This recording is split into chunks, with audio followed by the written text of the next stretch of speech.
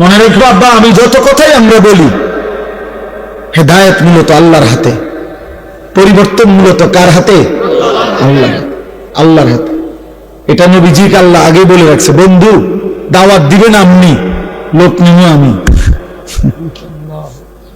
দাওয়াত দিবেন আপনি, লোক নেব কি আমি। আপনি দাওয়াত দেন সবাইরে, যে লোক লাগে, যে কয়জন সাহাবী লাগবে ইসলামের জন্য, ঈমানের জন্য, কালেমার বিজয়ের জন্য, এটা আমি নেব।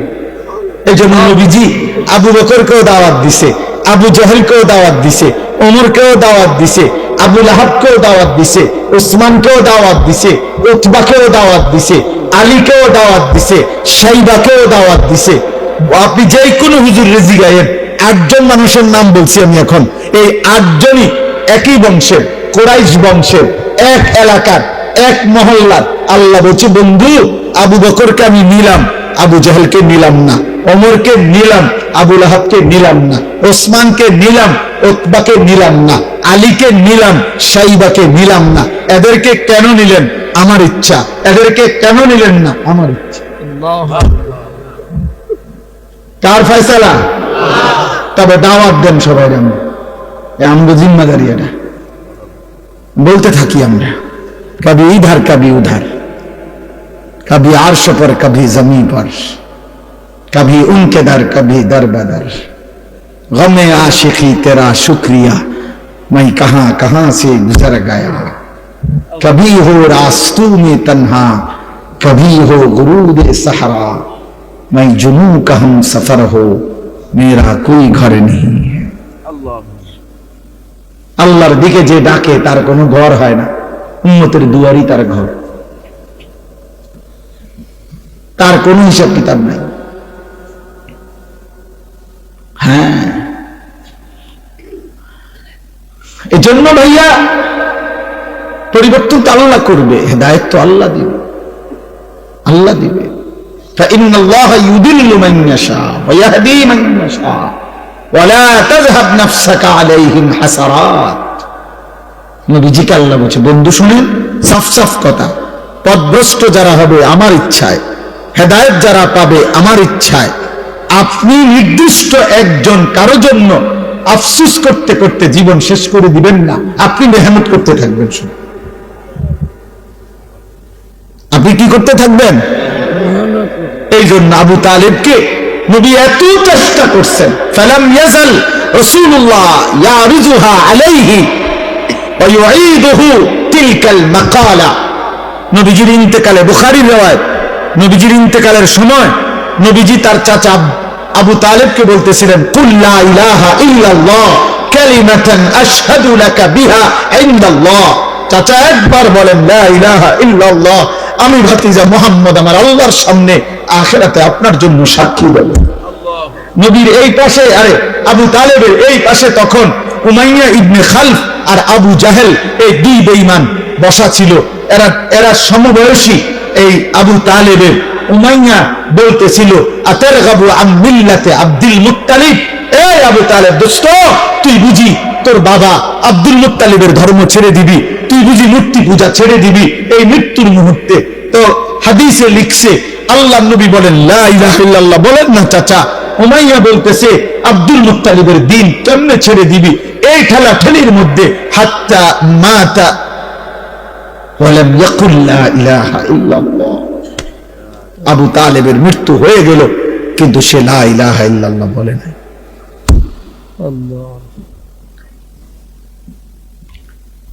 এই জন্য দোস্ত, ছেলেরা একটা ছেলেকে বলি, দোস্ত সমবয়সী জাহান্নামী বানায় বেশি, সহপাঠী সমবয়সী, সামান্য ফুলাফাইন গড়ে দেয় কম, নষ্ট করে দেয় বেশি। তোর মোবাইল নাই দোস্ত, আমারটা আছে। তোরটাতে এমবি নাই, আমারটাতে আছে। মেয়ে দরকার তোর, বান্ধবী আমি দিচ্ছি। নর্তকী দেখবি, আয় আমার সাথে। মদের আড্ডা যাবি, আয় আমার কাছে টাকা আছে।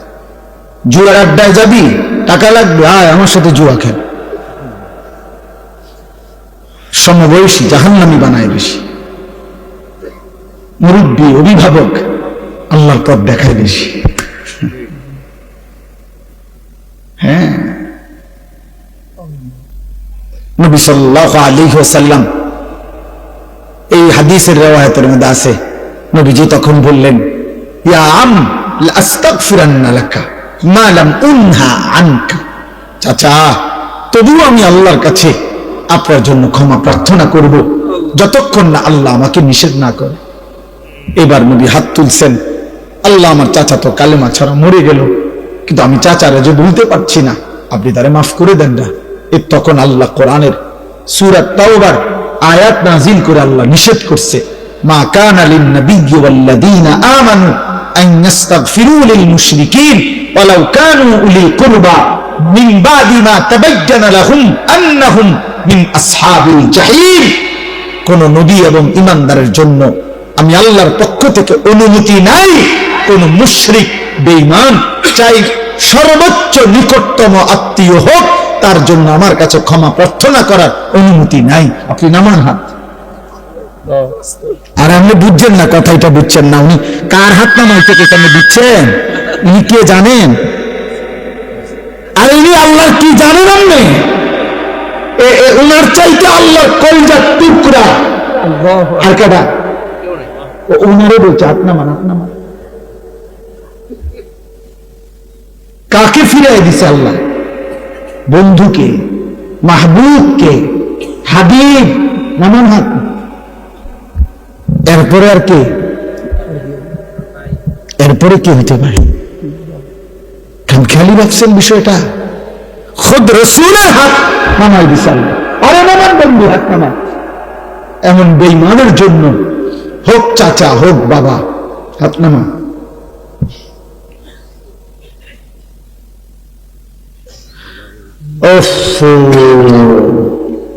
কেমন বললে বুঝবেন? এজন্য এক বাবার জীবনের শেষ তামান্না স্ত্রী সন্তানকে জাহান্নাম থেকে বাঁচানোর চেষ্টা। এক সন্তানের শেষ তামান্না, শেষ আকাঙ্ক্ষা বাবা মা তাদেরকে জাহান্নাম থেকে বাঁচানোর চেষ্টা। আমরা দুই দিকেই আমরা চরম ভাবে অবহেলা। আমাদের বাবা মার ফিকির আমার জীবনের শেষ তামান্না। সন্তান, বিবি, বাচ্চার ছেলে মেয়েগুলোর বিয়ে ও শাদী, বিল্ডিং এর কাম শেষ করে দাও। সন্তানের শেষ তামান্না আব্বা মারে কুগা যাক তো কইতে পারবো, আমি খাওয়াইয়া দিছি আব্বারে, আমার নিজ হাতে শেষবারের মতো খাওয়াইয়া আব্বারে কবর দিছি। শেষ তামান্না পূরণ হয়েছে। ভাত কতটি খাওয়াই দিছে আব্বারে? ভাতের থালা, আপেল। তো আব্বা কইতে পারবো, আমি হাসতে গেল আমার আব্বা কইতে পারবো, আমি ফুট হিসেবে আব্বারে শেষবারের মতো আঙ্গুর খাওয়াইছি। শেষ তামাম।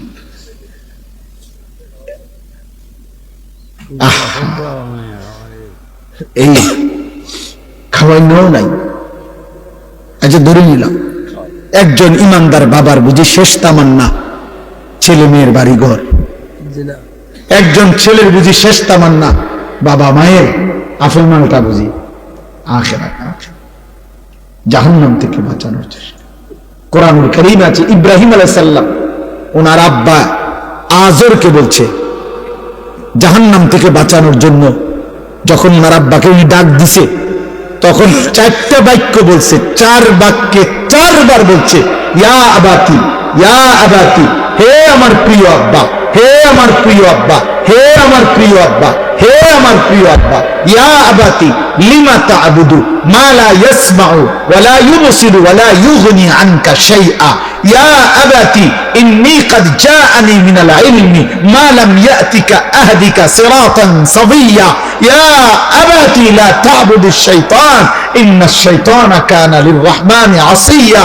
ইয়া আবাতি ইন্নী আখাফু আন ইয়ামাসসাকা আযাবুম মিনার রাহমান ফাতাকুনা লিশ-শাইতানি ওয়ালিয়্যা। আব্বা আপনি এই মূর্তির পূজা কইলেন না আব্বা, ওই কথা বলতে পারে না, ওই কানে শোনে না, ও কোনো উপকার করতে পারে না। হে আমার আব্বা, আমি আসমানওয়ালা আল্লাহ থেকে এমন ওহীর ইলম পেয়েছি যেটা আপনি পান নাই। আপনি আমার কথা মেনে নেন আব্বা, আমি আপনাকে সরল সঠিক জান্নাতের রাস্তা বলে দেব আব্বা। হে আমার আব্বা, আমি আপনাকে অনুরোধ করছি আপনি শয়তানের গোলামি করেন না রে আব্বা। শয়তান আল্লাহর দুশমন রে বাবা। হে আমার আব্বা, আমি ভয় করছি ঈমান ছাড়া যদি কবরে যান আল্লাহর আযাব আপনাকে খুব বেশি পাকড়াও করবে, আপনি তখন জাহান্নামে শয়তানের সঙ্গী হয়ে থাকবেন। সব কোরআনের আয়াত কিনা? ইয়া আবাতি লা তা'বুদিশ শাইতান। বলেন, এক সন্তান তার বাবাকে বাঁচাইতে জাহান্নাম কি পরিমাণ বলছে, এক কথা বারবার কইছে, ইয়া আবাতি, ইয়া আবাতি, ইয়া আবা, আব্বা আব্বা আব্বা আমার বলেন না, আপনি বলেন না, বলেন। 950 বছর পরে আল্লাহ বলে দিছে, ওয়া উহিয়া ইলা নূহিন আন্নাহু লান ইউমিনা ইল্লা মান قد آمن فلا تبتئس। 950 বছর পরে আল্লাহ নূহ নবীকে বলছে যে হে নবী নূহ, আর কেউ ঈমান আনবে না, অতএব তুমি আর হতাশ নিরাশ হইও না, আর আহাজারি করো না। তুমি এবার তোমার অনুসারীদেরকে নিয়ে তুমি বাহনে উঠো, আমি বাকিদেরকে তুফান দিয়ে শেষ করে দেব। কথাটা বুঝছেন? কে ফয়সালা ঘুমিয়েছে? কে? আর কি হবে না? আর কেউ ওহিয়া ইলা নূহিন আন্নাহু লান ইউমিনা ইল্লা মান قد آمن। আর হবে না। তবুও যেদিন নৌকা ছেড়ে দেয়, তুফানের পানি উঠছে, তো উনি তো জানে আর কেউ ঈমান আনবে না।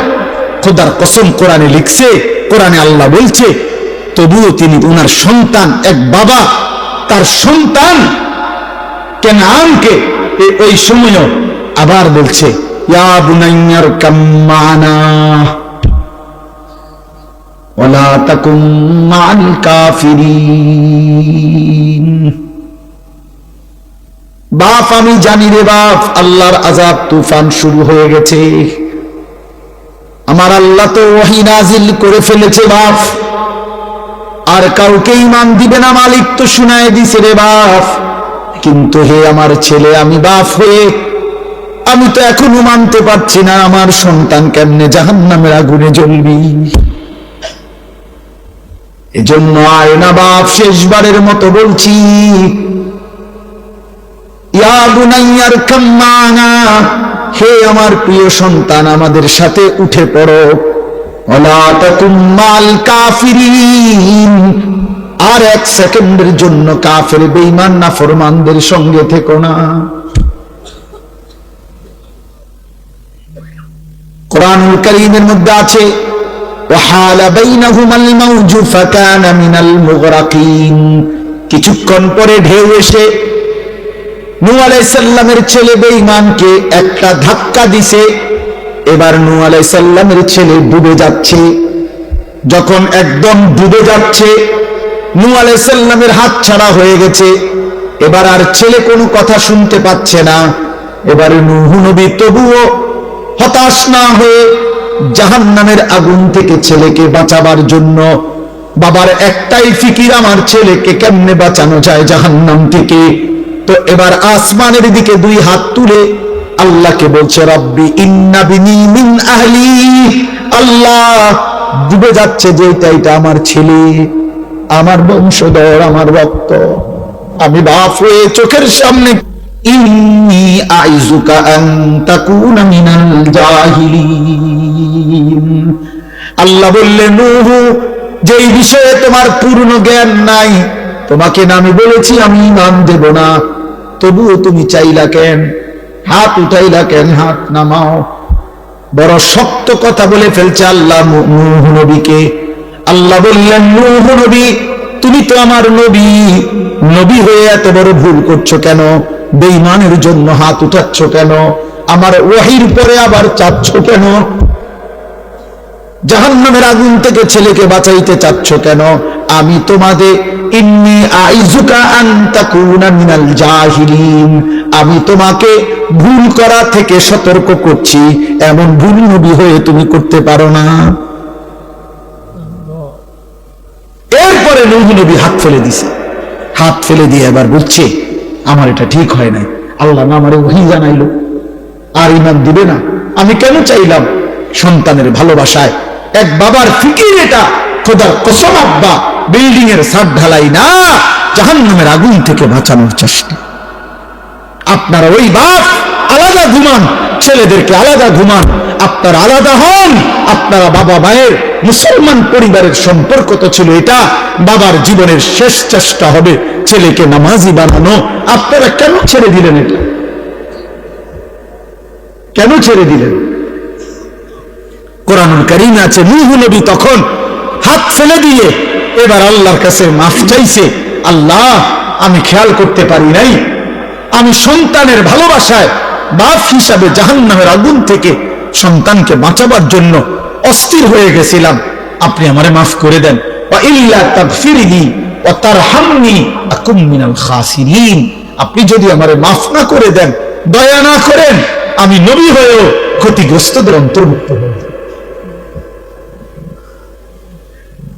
শেষ কথা আমার, এবার শুধু তর্জমা শুনে যে কি বাকি। জি জি, হযরত আয়েশা রাদিয়াল্লাহু তাআলা আনহাকে জিজ্ঞেস করছে, আমার ভাই ডাক্তার শওকত জিজ্ঞেস করতে চাচ্ছে, আমার সাথে আসছে শওকত ভাই, তো জিজ্ঞেস করছে 3 মাস আপনাদের চুলায় যে আগুন জ্বলে নাই, আপনারা কেমনে ছিলেন? ফামা আইশুকুমা, আপনাদের সংসার চলছে কেমনে? আইশুকুম, তখন তিনি বলছে খেজুর আর পানি, পানি আর খেজুর, পানি আর খেজুর। 3 মাস 3 মাস।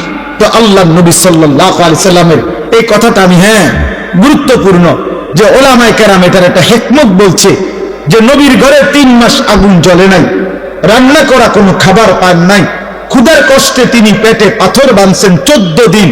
কেন এমন করলেন আল্লাহ? আল্লাহ চাইলে উনাকে তো নিয়মিত খানা খাওয়াইতে পারতেন, কথা বলে না, আরে বলেন না, পারতেন? কেন এমন অভুক্ত রাখলেন? কিয়ামতের ইসরাফিলের ফু পর্যন্ত পৃথিবীর সবচেয়ে বেশি দুঃখী, গরিব, ফকির, অভুক্ত, অভাবী ব্যক্তিটাও যেন কোনোদিন বলতে না পারে, হে নবী মুহাম্মদ, আপনি তো আরামে খাইছেন, আপনি তো কোনোদিন কষ্ট পান নাই, আপনি যদি আমার মতো একবেলা উপাস থাকতেন তাহলে না বুঝতেন ক্ষুধার কষ্ট বেশি নাকি আল্লাহর ইবাদত করা উচিত। আপনি তো সুখে থেকে সুন্দর সুন্দর কথা বলে গেছেন। আল্লাহ বলছে, উম্মা বান্দা, আমি আমার বন্ধুরে এত বেশি পরিমাণ অভুক্ত রাখছি, এর চাইতে বেশি অভুক্ত তোমাদেরকে রাখবো না, যেন তোমরা আমার নবীর উপরে এই কথাটাও কোনোদিন বলতে না পারো। আজ পৃথিবীর কেউ বলুক, বলেন না কেন, বলার সুযোগ নেই। আজ পৃথিবীর কেউ বলুক যে আমার ঘরে আজকে 3 মাস চুলায় আগুন জ্বলে নাই দেখা আমি নামাজ পড়তে পারি নাই, হ্যাঁ? আজ পৃথিবীতে কেউ বলুক আমি সেই মুসলমান 14 দিন ধরে পেটে পাথর বাঁধার কারণে আমি 1 ওয়াক্ত নামাজের সেজদা দিতে পারি নাই, এমন এমন কথা তো গাজার মুসলমান বলতে পারবে না, এমন কথা তো গাজার মুসলমান বলতে পারবে।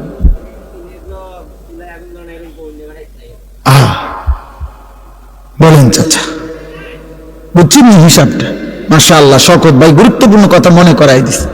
অর্থাৎ কেন, কোন হিম্মত যেন আমরা বলি না, শোনাও রাখেন, শিক্ষা থাকলে এরকম লম্বা লম্বা কথা কম যায়। হ্যাঁ, আমার মতো অভাবে পড়তেন তাই না বুঝতেন। আল্লাহ বলছেন, নবী বলবেন উম্মত আমার চাইতে বেশি অভাবী ছিল আমার কোন উম্মত বলো, আমার চাইতে বেশি অভাবী ছিল আমার কোন। এজন্য সাহাবারা, আপনারা শুনছেন না, ওনারা এই খন্দকের যুদ্ধের সময় একটা পাথর বাঁধা পেট ক্ষুধার কষ্টে নিয়ে যখন নবীজির সামনে আসছেন, ইয়া রাসূলুল্লাহ ক্ষুধার কষ্টে পেটে একটা পাথর বাঁধছি, আল্লাহ নবী তখন নিজের চাদর সরাইয়া মুখে কিছু না বলে দেখাইলেন। সাহাবীরা দেখলেন যার কাছে অভিযোগ করতে আসছেন তার পেটে 2টা পাথর, এবার তারা ফিরে চলে গেছে। উত্তর তো এখানেই দেখা যায়, আর মুখে কি বল। অতএব আজকে এই রাত গভীরে আমি আমার আয়াতটার তর্জমা এটাই শুধু বলতে চাই, আমরা যদি প্রত্যেকে এখানে এই কথাটাই বলতে গেছিলাম যে আমি আমার জায়গায় দাঁড়িয়ে যুবক ভাই, তুমি তোমার জায়গায় বসে, বয়স্ক বাবা আপনি আপনার জায়গায় বসে একটা বার 30 সেকেন্ড আপনারা বলেন, ভেবে দেখেন আমার জীবনে গুনাহ বেশি না নেকি বেশি? বলেন, সবাই বলেন। না না না, ভাইবা কোন নলে মাইক বন্ধ, তাও 30 সেকেন্ড বলো না। যুবক ভাই তোমরা বলো, 30 বছরের নিচে যাদের বয়স, তোমরা হাত উঠাও। 30-এর নিচে যাদের বয়স হাত উঠাও। হ্যাঁ কও, হাত উঠে কও, গুনাহ বেশি না নেকি বেশি? আবার বলো না ভাই, হাত নাও। তাইলে যদি চোখ বন্ধ করি তো আখিরাত কি হবে? যদি আজ মরে যাই আখিরাত কি হবে? যদি কবরে যাই মহান আল্লাহর সামনে কি বলি? অতএব আল্লাহ বলে, ঠিক আছে বান্দা, গুনাহ বেশি তুমি যদি বুঝে থাকো আমি তোমার সুযোগ দিতে চাই। সুবহানাল্লাহ।